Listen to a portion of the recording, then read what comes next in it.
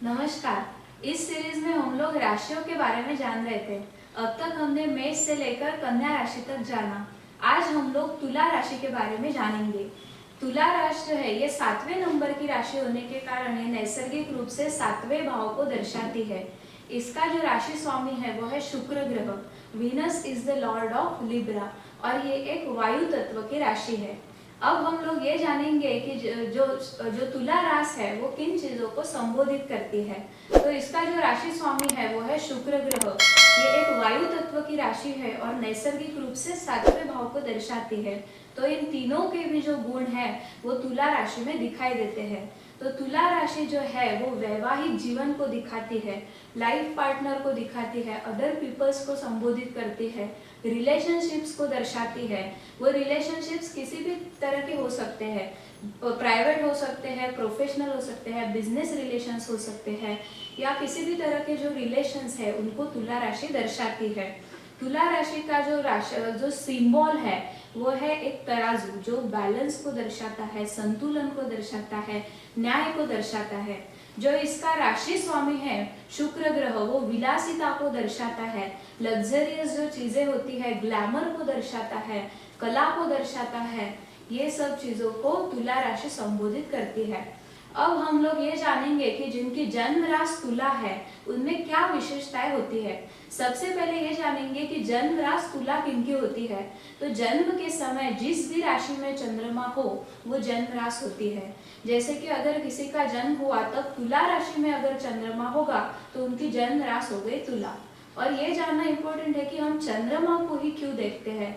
तो चंद्रमा मन का कारक है, मन में जो भावनाएं हैं, संवेदनाएं हैं, उनको दर्शाता है। और किसी भी कार्य को पूरा करने के लिए मन का स्थिर होना बहुत ही आवश्यक है। मन अगर स्थिर नहीं है, मन में किसी भी प्रकार के नकारात्मक विचार आते जा रहे हैं तो फिर किसी भी कार्य को अच्छे से पूरा नहीं किया जा सकता। इसलिए हम चंद्रमा को देखते हैं। तब अब जानेंगे कि जिनकी जन्म राशि तुला होती है उनमें क्या विशेषताएं होती है। तो तुला राशि का नाम आते ही सबसे पहली चीज माइंड में आती है वो है रिलेशनशिप्स। तो रिलेशनशिप्स ऐसा जरूरी नहीं है कि रोमांटिक रिलेशंस हो, किसी भी तरह के जो रिलेशंस है, बिजनेस रिलेशंस है, पर्सनल रिलेशंस है, किसी भी तरह के जो रिलेशंस है वो तुला राशि से हम देखते हैं। क्योंकि जो है तुला राशि नैसर्गिक रूप से 7वें भाव को दर्शाती है और 7वां भाव जो है वो अदर पीपल्स को दर्शाता है। First house represent our self and directly opposite to first house is the other peoples. So हमारे परिवार के अलावा, घर के अलावा जो भी लोग हमारे कांटेक्ट में आते हैं, जैसे कि लाइफ पार्टनर हो गया या फिर हमारे फ्रेंड्स हो गए या हमारे कोवर्कर्स, कलीग्स, जो भी अदर पीपल है वो 7वां भाव रिप्रेजेंट करता है। और तुला राशि नैसर्गिक रूप से 7वें भाव को दर्शाती है, तो इसलिए तुला राशि रिलेशनशिप्स को दर्शाती है। अभी जो चंद्रमा है वो मन का प्रतीक है। तो जब चंद्रमा तुला राशि में आता है तो ऐसे लोगों के लिए रिलेशनशिप्स बहुत ही मैटर करती है, रिलेशनशिप्स बहुत ही इम्पोर्टेंट होती है। तो ये लोग जैसे दूसरों के साथ इनका जैसा सपोज इनका किसी के साथ झगड़ा हो गया तो फिर वो उनकी मेंटल स्टेबिलिटी को डिस्टर्ब कर देता है।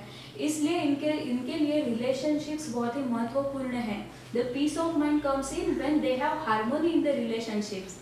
सो इनके जो मेंटल और इमोशनल स्टेबिलिटी है वो इनके दूसरों के साथ रिलेशंस कैसे है उस पर डिपेंड करता है। तो इसलिए ये लोग ऐसा पसंद नहीं करते कि वो किसी से ये किसी से झगड़ा नहीं करते, क्योंकि उससे क्या होता है इनकी मेंटल स्टेबिलिटी डिस्टर्ब होती है। तो ऐसे लोग बहुत ही शांत होते हैं, वो they are very calm and peaceful peoples. So ये जो है ये बहुत ही शांत होते हैं, किसी से झगड़ा पसंद नहीं करते। They love to be fair with everybody. So ये सबसे अच्छे से मिलना पसंद करते हैं, अच्छे से रहना पसंद करते हैं, लोगों से घुलना मिलना इनको बहुत पसंद होता है। क्योंकि जो 7वीं राशि है वो रिप्रेजेंट अदर पीपल्स। सो दूसरों के साथ जो रिलेशंस है वो अच्छे रखते हैं। तो जो तुला राशि है वो बिजनेस को भी दर्शाती है, तो वो व्यापार को दर्शाती है। तो ये लोग जो है बिजनेस माइंडेड होते हैं और बिजनेस में बहुत अच्छा कार्य कर सकते हैं, क्योंकि जो है इनको ये पता होता है कि किसके साथ कैसे डील करना है, किस किस मतलब कैसे व्यक्ति से कैसे डील करना है ये इनको पता होता है, इसलिए ये बिजनेस में बहुत अच्छा कार्य कर सकते हैं। और जो ये एक वायु तत्व की राशि है, जो भी वायु तत्व की राशियां है, वायु तत्व की 3 राशियां है, एक तो मिथुन है, दूसरी कुंभ है और तीसरी तुला राशि है। तो ये जो वायु तत्व की राशियां है इनमें एक ये लोग इंटेलिजेंट बहुत होते हैं और सोशल होते हैं। इनका जो सोशल नेटवर्क है वो बहुत स्ट्रांग होता है, फ्लेक्सिबल होते हैं। तो इनका जो सोशल नेटवर्क होता है वो बहुत अच्छा होता है, इसलिए ये बिजनेस में बहुत अच्छा कार्य कर सकते हैं और तुला राशि बिजनेस को दर्शाती है। इसके अलावा जो इसका राशि स्वामी है वो है शुक्र ग्रह। शुक्र ग्रह विलासिता को दर्शाता है, जो भी लग्जरियस चीजें हैं उनको रिप्रेजेंट करता है, ग्लैमर को दर्शाता है, कला को दर्शाता है। इसलिए कला से जुड़े किसी भी क्षेत्र में ये लोग अच्छा कार्य कर सकते हैं, जैसे कि फैशन डिजाइनिंग हो गया, एक्टिंग हो गया।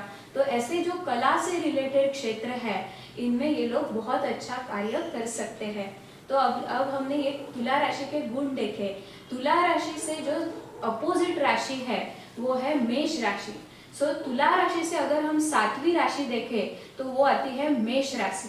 तो इसलिए तो ये लोग ऐसे लोग पार्टनर के रूप में ऐसे लोगों को पसंद करते हैं जो फिजिकली एक्टिव हो, जो फिजिकली बहुत ही स्ट्रांग हो, क्योंकि जो एरीज साइन है, मेष राशि है, वो एक्शन को दर्शाती है।